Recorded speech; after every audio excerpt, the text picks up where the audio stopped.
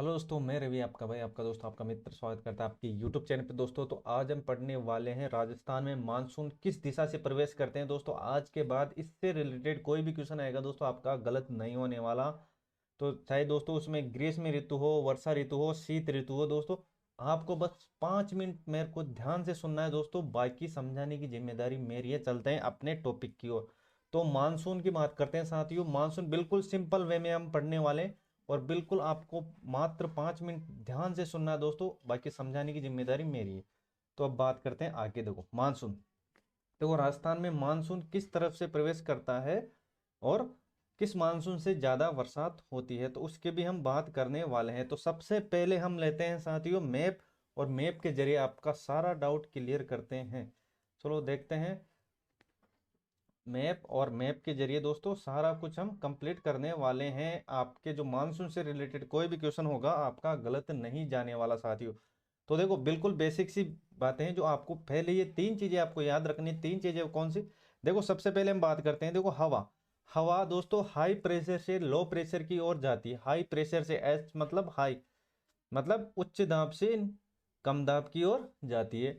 और दोस्तों जहां ताप अधिक होता है वहां दाब कम होता है, ये आपको याद रखना है। और जहां दाब कम होता है वहां ताप अधिक होता है। बस इतनी सी बात आपको याद रखनी है, बाकी आपका जलवायु से रिलेटेड क्वेश्चन गलत नहीं होगा दोस्तों। तो इतनी बात आपको याद रखनी है। वर्षा ऋतु की बात हो रही है अभी, तो वर्षा ऋतु देखो, वर्षा ऋतु कब आती है? मध्य जून से सितंबर। और ग्रीष्मकालीन मानसून बोलते हैं इसको, और ये दक्षिणी पश्चिमी मानसून है। दक्षिणी पश्चिमी मानसून है, इसके बारे में भी हम बिल्कुल बेसिक से बात करने वाले हैं। अभी आपको ये याद रखना है कि हवा चलती है हाई प्रेशर से लो प्रेशर की ओर, और उच्च दाब से मतलब उच्च दाब से निम्न दाब की ओर। जहां दाब अधिक होता है, जहां दाब अधिक होता है वहां मतलब क्या होता है दोस्तों? ताप कम होता है। तो ये चीजें आपको याद रखनी है। ताप जहां अधिक होता है वहां दाब कम होता है, और जहां ताप कम होता है वहां दाब अधिक होता है। बस इतनी सी बात आपको याद रखनी है। अब चलते हैं अपने मैप की, और मैप में दोस्तों सारा कुछ मैं बिल्कुल बेसिक से आपको समझाने वाला हूँ। चलो देखते हैं अपने मैप में। तो सबसे पहले लेते हैं दोस्तों भारत का नक्शा, और भारत के नक्शे में दोस्तों राजस्थान कहाँ पर है ये आपको देख लेना है। और फिर भी हम देखते हैं चीज़ों को मैप के जरिए, बिल्कुल आसान वे में हम समझने वाले हैं। थोड़ा इसको साइड में कर देते हैं साथियों। चलो भाई, और अपने मैप को ले लेते हैं आगे, अपने मैप को ले लेते हैं ऊपर। चलो भाई, आ जाओ भाई मैप। चलो मैप के जरिए सारा कुछ मैं आपका क्लियर करने वाला हूँ जलवायु से रिलेटेड। तो देखो राजस्थान कहाँ पर है इसके अंदर, राजस्थान कहाँ पर है इसके अंदर, ये चीज़ें आपको याद रखनी है दोस्तों। मैप को भी थोड़ा बहुत, अगर आप ज्योग्राफी में दोस्तों अच्छे नंबर लाना चाहते हो तो थोड़ा बहुत मैपिंग भी आपको आना चाहिए, मतलब मैप में आपको पता होना चाहिए कि कौन सा स्थान कहाँ पर है। चलो देखते हैं साथियों। देखो ऊपर ही ऊपर देखो यहाँ पर उत्तर की ओर। तो उत्तर में दोस्तों क्या है? तिब्बत है या नहीं है? तो आप बोलोगे सर है। और देखो बिल्कुल बेसिक वे में हम पढ़ने वाले हैं। और यहाँ पर है अपना राजस्थान, यहाँ पर राजस्थान है। अरे भाई है या नहीं है राजस्थान? तो आप बोलोगे सर यहाँ पर राजस्थान है। देखो यहाँ पर है अरब सागर, ए से रिलेट कर देता हूँ मैं। और यहाँ पर हो जाएगा क्या? बंगाल की खाड़ी, बंगाल की खाड़ी। देखो वैसे राजस्थान में दोस्तों सबसे पहले जो मानसून आता है वो अरब सागर से आता है, और सबसे ज्यादा आता है बंगाल की खाड़ी से। बिल्कुल बेसिक से बात, वो आगे हम बात करने वाले हैं दोस्तों। तो उसकी डिटेल से हमने चीजें लिख ली है, लेकिन अभी तक आपको ये चीजें याद रखनी है। तो तिब्बत में दोस्तों बात हो रही कहाँ किसकी दोस्तों? जून से सितंबर की। तो जून के अंदर दोस्तों सूर्य की जो किरणें पड़ेगी सीधी, वो पड़ेगी कहाँ पर? तिब्बत की ओर। कहाँ पर पड़ेगी? ध्यान से सुनना साथियों, कहाँ पर पड़ेगी? तिब्बत की ओर। कहाँ पर पड़ेगी? तिब्बत की ओर पड़ेगी। और तिब्बत में दोस्तों क्या होगा? यहाँ पर ताप क्या होगा दोस्तों? ताप होगा ज्यादा, ताप होगा साथियों ज्यादा, और दबाव होगा क्या? कम। दबाव होगा क्या? क्या होगा साथियों? दबाव होगा क्या? कम होगा। दबाव कम होगा या नहीं होगा साथियों? याद रखना, दबाव कम होगा या नहीं होगा, ये बात आपको याद रखनी है। तो साथियों दबाव कम होगा, यहाँ पर दबाव कम होने वाला है। तो दबाव कम होने वाला है, एक बार फिर मैं आपको बता देता हूँ साथियों। तो ये चीजें आपको याद रखनी है। तो दबाव क्या होगा? कम होगा। दबाव कम होगा, क्यों होगा? क्योंकि जहां ताप अधिक होता है वहां दबाव कम होता है। देखो अगर सूर्य की किरणें यहां पर पड़ेगी तो यहां पर दोस्तों क्या होगा ये याद रखना, यहां पर ताप कम होगा। देखो ताप कम होगा, मैं यहाँ पर लिख देता हूँ आपको देखने में आसानी रहे। तो ताप यहाँ पर क्या होने वाला है दोस्तों, ताप यहाँ पर कम होने वाला है, और दबाव क्या होने वाला है, दबाव होने वाला है साथियों यहाँ पर हाई होने वाला है, मतलब दबाव उच्च होने वाला है।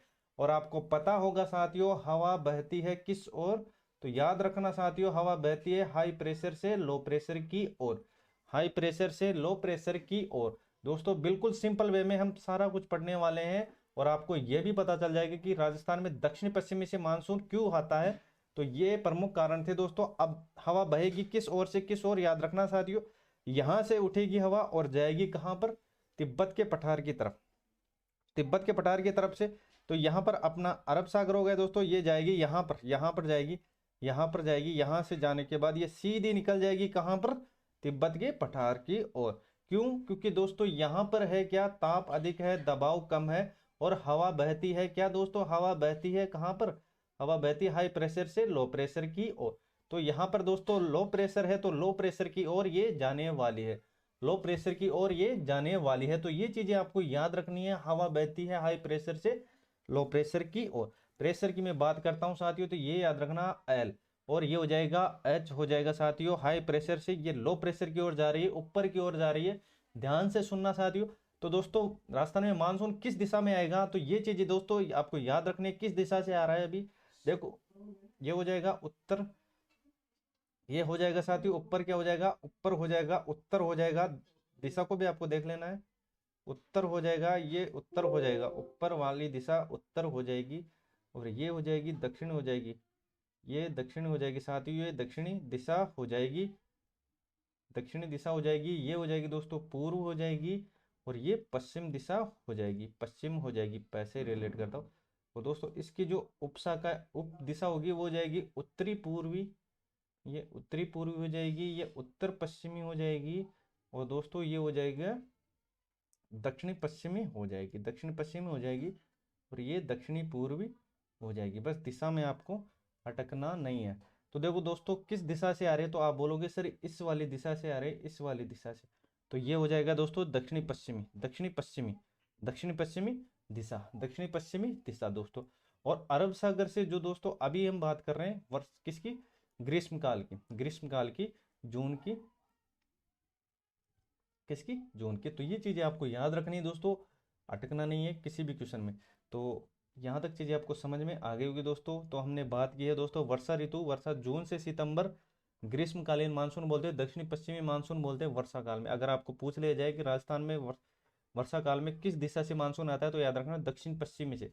सर्दी की भी बात करेंगे दोस्तों, सर्दी में किस दिशा से आता है, तो वो भी हम बात करने वाले। यहाँ तक चीजें आपको समझ में आ गई होगी दोस्तों, यहाँ तक चीजें आपको समझ में आ गई होगी दोस्तों। चैनल पर नए हो अपने भाई को सपोर्ट जरूर करना और सब्सक्राइब करना नहीं भूले। चलो देखते हैं आगे नेक्स्ट। तो यहाँ तक चीजें आपको समझ में आ गई होगी दोस्तों। दक्षिणी पश्चिमी मानसून वर्षा में दोस्तों, वर्षा ऋतु में दक्षिणी पश्चिमी मानसून, हवा बहती है हाई प्रेशर से लो प्रेशर की ओर, और जहाँ ताप अधिक होता है वहाँ दबाव कम होता है, और जहाँ ताप कम होता है वहाँ दबाव अधिक होता है। बस ये बात आपको याद रखनी है। तो अब चलते हैं आगे दोस्तों, अब चलते हैं आगे। चलो भाई नेक्स्ट, और इसकी डिटेल से हमने चीजें लिख ली है दोस्तों। वर्षा ऋतु, देखो वर्षा ऋतु, वर्षा ऋतु की हम बात कर रहे हैं। तो वर्षा ऋतु में दोस्तों दो शाखाएं हैं, एक तो अरब सागरी, अरब सागरीय, और एक बंगाल की खाड़ी, अरब सागरीय और एक बंगाल की खाड़ी से आते हैं दोस्तों। वर्षा ऋतु की बात हो रही है। तो अरब सागर में दोस्तों सबसे पहले राजस्थान में प्रवेश करता है अरब सागरीय। अगर पूछ लिया जाए कौन सा मानसून, तो अरब सागरीय। और राजस्थान में इसमें दोस्तों ज्यादा वर्षा नहीं होती, 10 मात्र 10-15% वर्षा होती है, और ये अरावली के समांतर, अरावली के समांतर क्यों है, देखो हमने यहाँ पर मैप बनाया था, क्योंकि दोस्तों ये तिब्बत के पठार की ओर जा रही है, सीधी सीधी ये जा रही है ना, सीधी सीधी। तो यहाँ पर अरावली है, तो आप बोलोगे सर यहाँ पर अरावली है, यहाँ पर है नहीं, या नहीं है, तो इसके समांतर ये जा रही है नहीं जा रही, अरे भाई जा रही नहीं, तो आप बोलोगे सर जा रही है। तो ये कौन सा दोस्तों किस सागर से आ रही है, अरब सागर। ए बी रिलेट कर लेना दोस्तों, ए बी मतलब ए से हो जाएगा अरब सागर, बी से हो जाएगा बंगाल की खाड़ी। जो बंगाल की खाड़ी से जो मानसून उठेगा दोस्तों, वो इधर से उठकर दोस्तों इधर जाएगा, और दोस्तों कहाँ पर, मेघालय की पहाड़ी में अटक जाएगा, और यहाँ पर ही सर्वाधिक वर्षा होती है। ये आपको पता होगा दोस्तों, मानसीन राम एक जगह है जहाँ सर्वाधिक वर्षा होती है। तो ये चीजें आपको याद रखनी है। आगे हम बात करने वाले, यहाँ तक चीजें आपको समझ में आ गई होगी दोस्तों, उसकी भी हम बात करने वाले।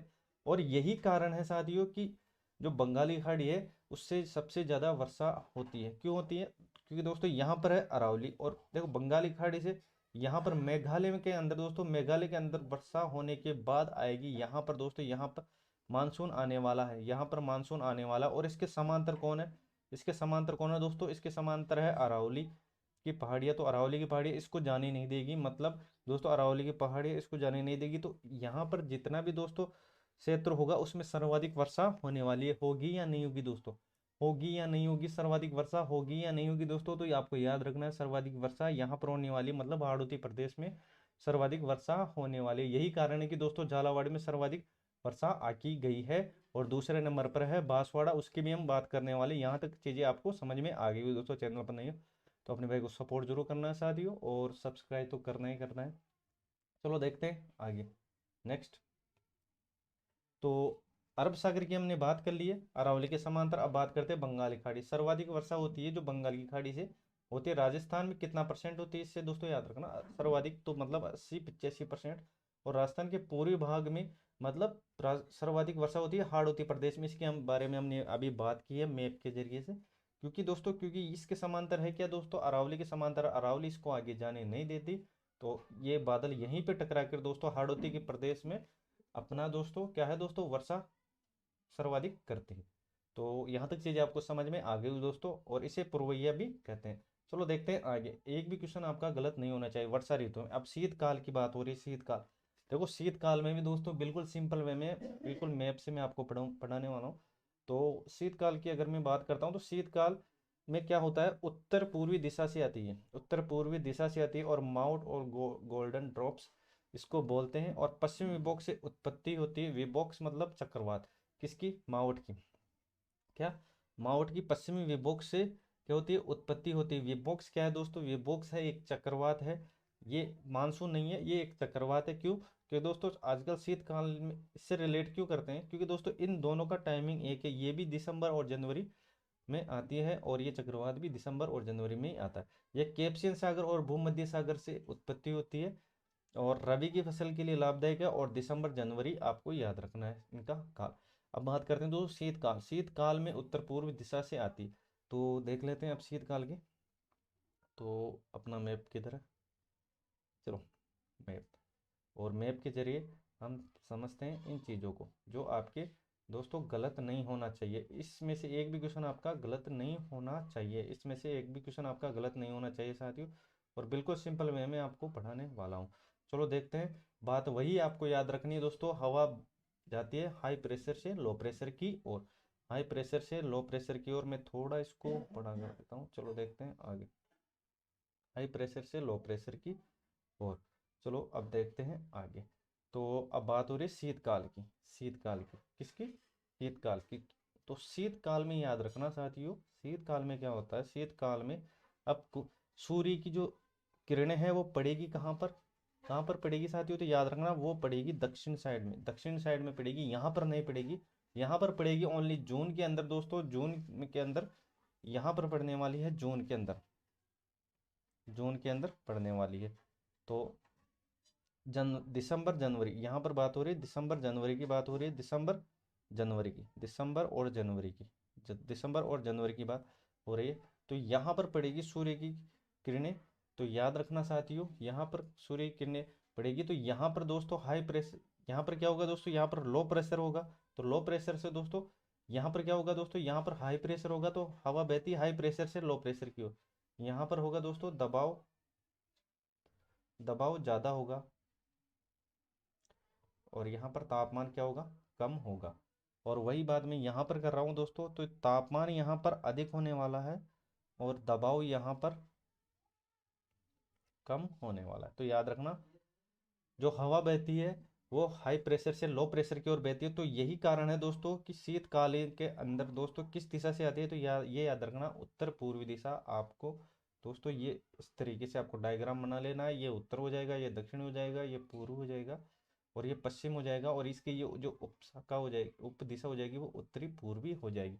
तो अगर शीतकाल की बात हो तो ऊपर से नीचे याद रखना, उत्तर से दक्षिण आपको याद रखना है। शीतकाल की बात हो तो ऊपर से नीचे की दिशा, और अगर वर्षा काल की हो तो नीचे से ऊपर की दिशा। अगर आप अटक भी जाओ तो बस इतना सा आपको वर्बली आइडिया होना चाहिए कि गर्मी में क्या होता है दोस्तों, नीचे से ऊपर जाना है, और क्या है, शीतकाल में ऊपर से नीचे आना है। तो बस इतनी सी बात आपको याद रखनी है और आपका क्वेश्चन गलत नहीं होने वाला। तो यहाँ तक चीज़ें आपको समझ में आ गई होगी दोस्तों। वही बात बोलूँगा, अपने भाई को सपोर्ट जरूर करना और सब्सक्राइब करना नहीं भूले।